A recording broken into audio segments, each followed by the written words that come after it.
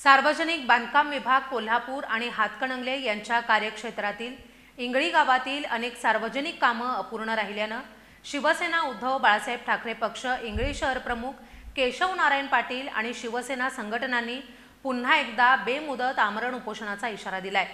येत्या 12 ऑगस्ट 2025 पासून इंगळी गाव पूर्णपणे बंद ठेवून आंदोलन छेडण्यात येणार आहे।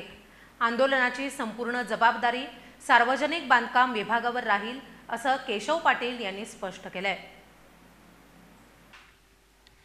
हातकणंगले तालुक्यातील इंगळी गावांमधील अपुऱ्या सार्वजनिक कामामुळे इथल्या ग्रामस्थांनी आज सार्वजनिक बांधकाम विभागाला निवेदन देत येत्या 13 ऑगस्टला उद्धव बाळासाहेब ठाकरे पक्षातर्फे आमरण उपोषण करण्याचा इशारा दिलाय।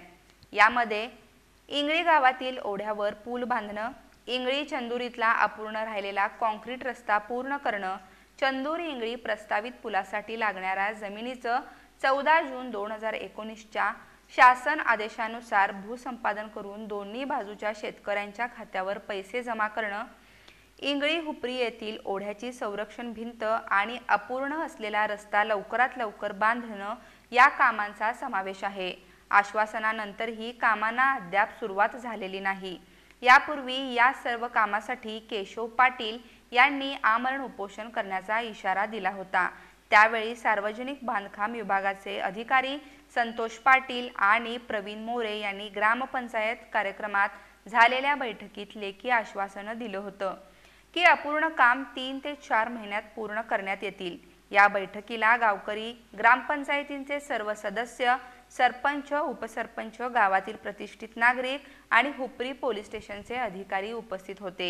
या आश्वासनानंतर आंदोलन स्थगित करण्यात आलं होतं। मात्र गेल्या 7 महिन्यांपासून सार्वजनिक बांधकाम विभागाकडून कोणत्याही कामाची पूर्तता किंवा सुरुवात झालेली नाही।